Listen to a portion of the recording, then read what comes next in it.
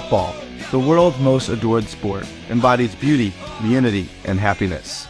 Nevertheless, some of its most ardent followers have developed a notorious reputation for violence, prejudice, and hooliganism. Ultras, casuals, hooligans, each with a different reputation depending on where you are in the world. But they all represent the most dedicated and zealous followers of the club. These individuals often demonstrate remarkable organization, traveling around the globe to support their teams and, on occasion, engage in extremely violent clashes with rival hooligan factions. This level of zealous, almost religious devotion is rarely seen outside of football, except maybe in politics. This is where, from Budapest to Prague to Glasgow, extremist movements and political parties have sought to harness the testosterone-fueled energy of the football terraces and employ it as a weapon against opponents. Join Sylvester and me as we delve into the issue of the drunken frat boy problem in sports.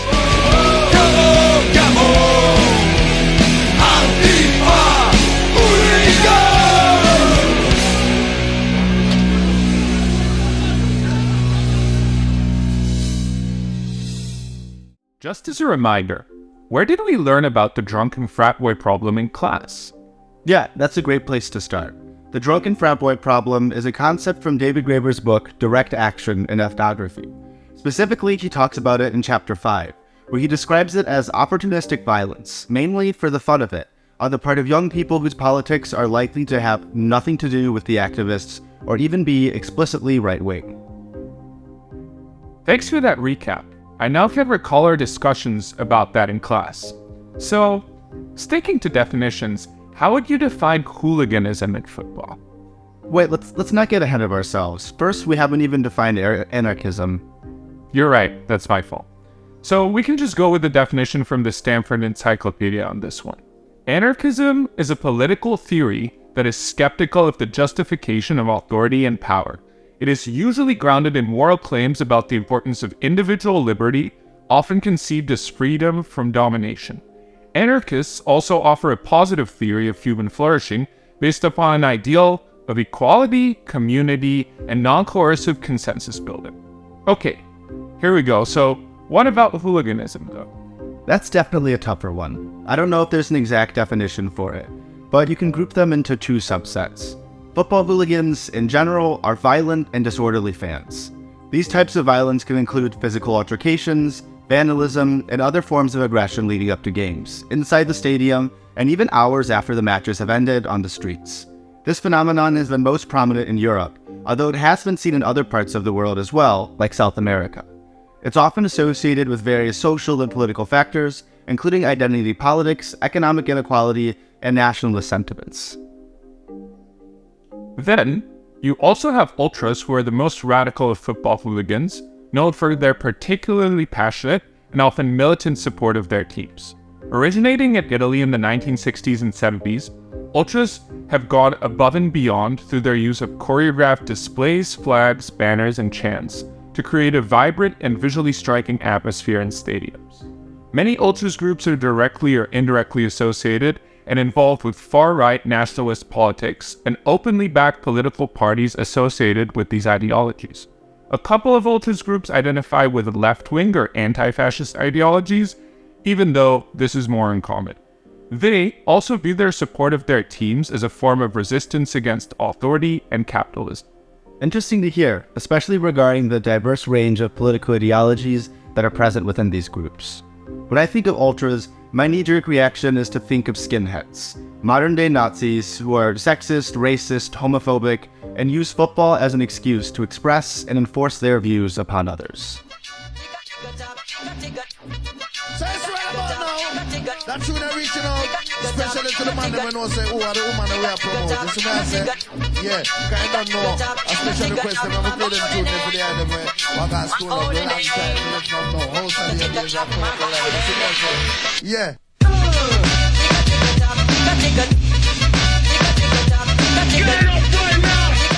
I don't blame you for using that stereotypical view because it is indeed the case for the majority of groups, but it can't be universally applied. Take the example of German club St. Pauli and their ultras, who were basically born out of the squatting movement in Hamburg during the 1980s. They have historically been left-leaning, with the club backing their views as well. Their stadium has a sign that says "No man is illegal," as they openly oppose racism, homophobia, or any other kind of discrimination. As a result, Scottish club Celtic's ultras, the Green Brigade, partner with them for various humanitarian, socialist, and anti-fascist causes.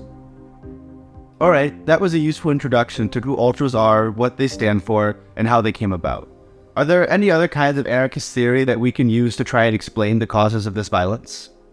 One theory that comes to mind is from another David Graeber piece actually, Fragments of an Anarchist Anthropology, and the specific reference to counterpower there, which he describes as a collection of social institutions set in opposition to the state and capital.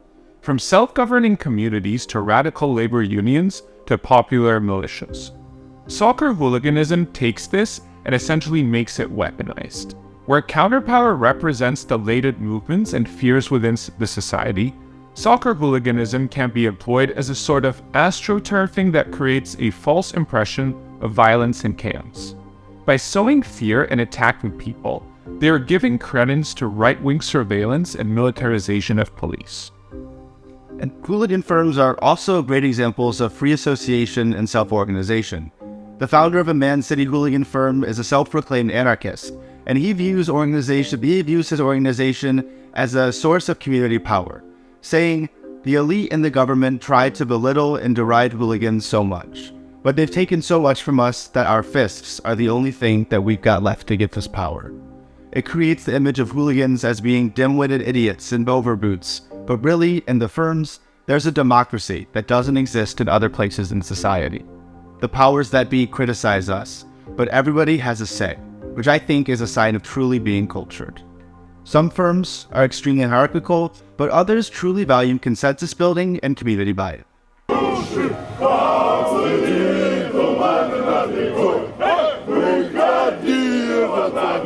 This may be a bit of a stretch, but Godwin's concept of esteem may be at play here too. He argues that we esteem wealth and material possessions, so that is what people strive. In many hooligan firms, people esteem violence. Coming back from a brawl, bloodied, is a badge of honor. If you want to earn respect, the best way to do it is to find a rival hooligan and kick their ass. It's a perfect example that esteem is such a strong motivator, but what we esteem can vary based on the community and culture we're in. Football hooliganism is a phenomenon that has plagued European football for decades. It's often characterized by violence, destruction, and a fierce us versus them mentality. But why is hooliganism so prevalent in European football? And why is it virtually non-existent in the American sports? One reason could be the hyper-local nature of European football clubs. Teams like Celtic and Rangers in Scotland have a deep-seated rivalry that extends far beyond just sports. It's a rivalry steeped in political, religious, and ethnic differences that have spilled onto the streets. Oh my god, there's loads of those shit that are coming that way. Oh fuck, some guy's trying to run them over and shit. Should we call the police? The police are there, Maisie. No, that's security. Oh, right. A Scottish hooligan firm shared what the rivalry means to them in a blog post. Yes, some hooligans keep blogs. He says, Celtic were then identified with working-class Irish Catholic immigrants, and on the other side, Rangers represented the opposite, a conservative middle class who are Protestant. It's also deeper than just religion. There are political and historical ties. The old firm rivalry is a concoction of many complex issues fueled by social, political, religious, and ethnic issues which separate fans of both Glasgow clubs, which is spilled on and off of the pitch. And this is interesting, because though the teams are hyper-local, there are deep connections between football clubs across Europe. To continue with the example of the Celtic-Ranger rivalry, both teams have forged close ties with fan bases on the continent like we previously talked about. For example, the traditionally progressive Celtics finding St. Pauli. And the hooligan firms respect these bonds, and as a result, an entangling web of alliances increase the likelihood of conflict between hooligans. This dynamic is not present in American sports. Another, perhaps more obvious factor is the seating arrangements in European stadiums. Home and away fans are often segregated, which increases polarization and further strengthens the us versus them dynamic. In contrast, American stadiums do not have such segregation, which reduces the likelihood of clashes between factions of the different teams and reduces the likelihood of violence as well.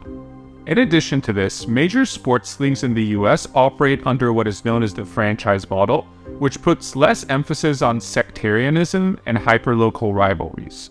Sports teams in America simply represent their cities, without the added layers of religion, ethnicity, or politics that can fuel hooliganism. These are all out of the equation. An exception to this rule is in cities that are home to multiple teams within the same league, like Chicago, which has two MLB teams, the Cubs and the White Sox.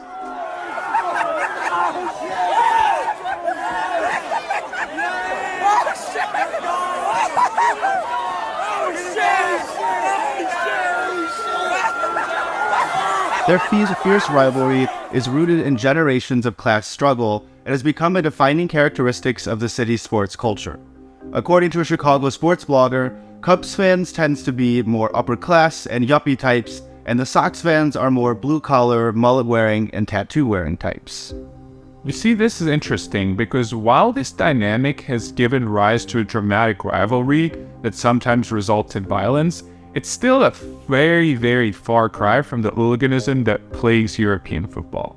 In the US, sports rivalries are simply more about city pride and friendly competition, rather than deep-seated sectarian or political divides.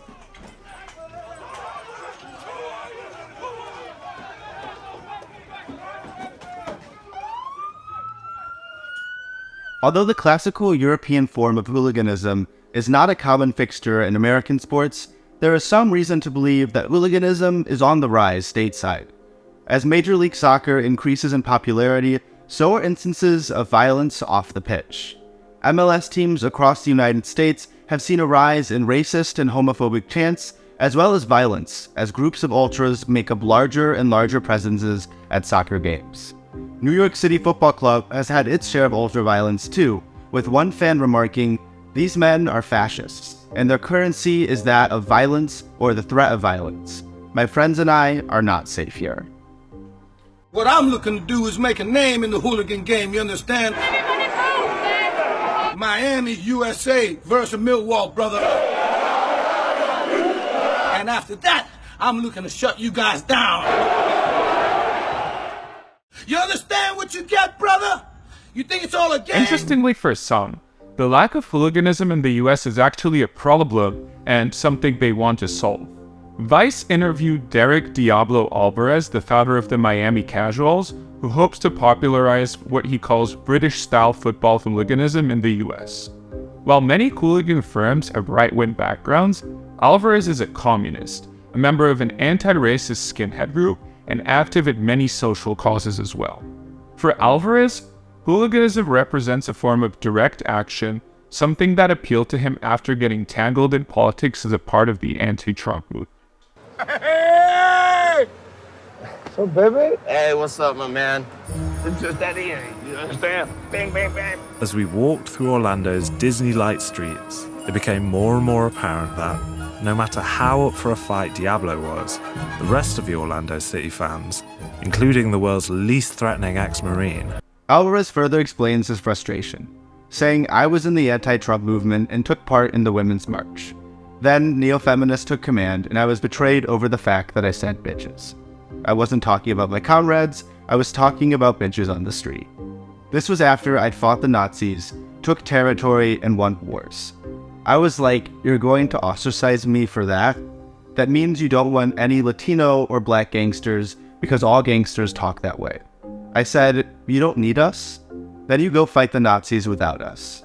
I'd taken being a skinhead as far as I could take it, and the politics hadn't gone anywhere. So I decided I needed another lifestyle to move on to. Hooliganism had always been in the back of my mind, and I ended up deciding to be a casual. I thought, wow, I'd be the first to represent that in the United States." What I would ask is, are you training for a fight that's never going to happen?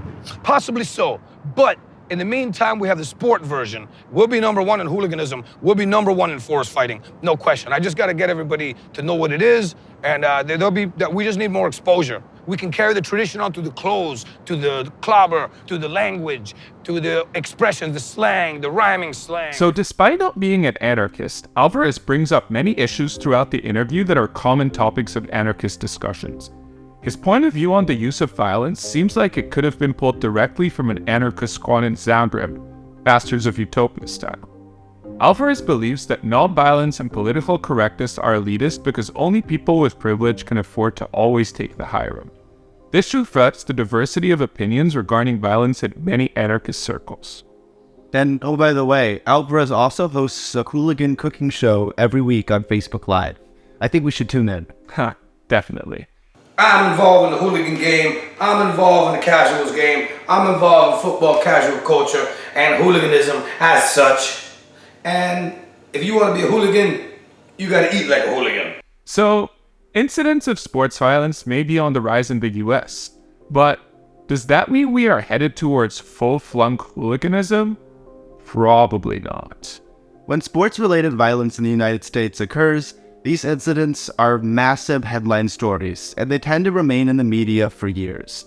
For example, in 2011, LA Dodgers fans beat up a San Francisco Giants fan, putting him in a coma and causing permanent brain damage. I'm in the parking lot of Dodger Stadium, and someone just got knocked out. He's just lying cold on the floor. He's unconscious, bleeding out of his left ear, and we need an ambulance right now.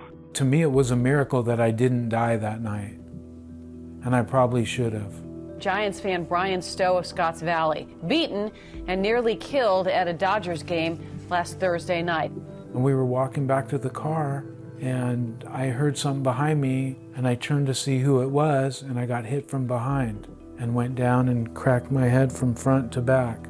2 years later, the incident was still in the news, when his assailants were sentenced to 2 and 8 years in prison. 2 men accused of brutally beating a San Francisco Giants fan outside of Dodger Stadium in 2011 pleaded guilty in the case this morning. What's more to this story, the police response at future Dodgers games was massive. Shortly after the assault, the LA Police Department chief issued a warning to potential troublemakers. If you go to that homestand next week, you're going to see a sea of blue, and it's not going to be Dodgers fans. People will be awed by the response of the Los Angeles Police Department because we will not suffer this as a city again. Contrast this with Russia, where Igor Lebedev, a member of the parliament, publicly encouraged a group of hooligans in France who made headlines for beating up dozens of England fans. He tweeted, "Keep up the good work," and publicly blamed the French police for being underprepared, rather than the hooligans for inciting violence. This actually makes me think of David Graeber's discussion of violent protests in Europe in his book Direct Action. He describes that sometimes the protesters are actually able to win certain battles against the police, forcing their retreat. In the context of the US, however, Graeber writes, it's hard to think of anything remotely like this happening in the United States. In America, the police simply will not allow themselves to lose. Ultimately, this likely applies as much to hooliganism as it does to large-scale protests.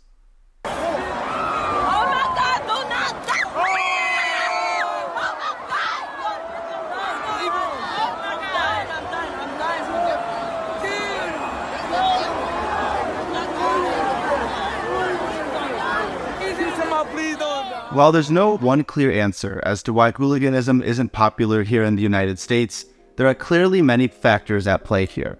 For one, our teams aren't as hyperlocal or tied to identities here as they are in Europe. Additionally, the structure of our leagues and even the stadiums themselves are not prone to stoking violence between fans. While we do have violence, instances are relatively few and far between, and they don't seem to be connected to organized groups, and there's no clear training that hooligans would go through in the United States as well. And finally, although some may be eager to try to import hooliganism to the United States, it seems very unlikely, especially because the police just wouldn't allow it, as they've demonstrated that they have very little patience for this type of organized violence. Yeah, I don't know if I could ever envision American fans getting even close to hooliganism. I mean, they say here in Philadelphia, Eagles fans are some of the craziest ones in the US, which is certainly true.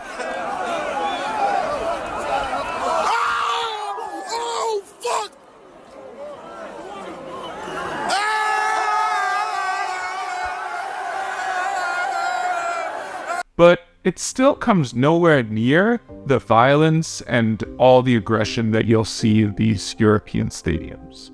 Yeah, glad we're on the same page here.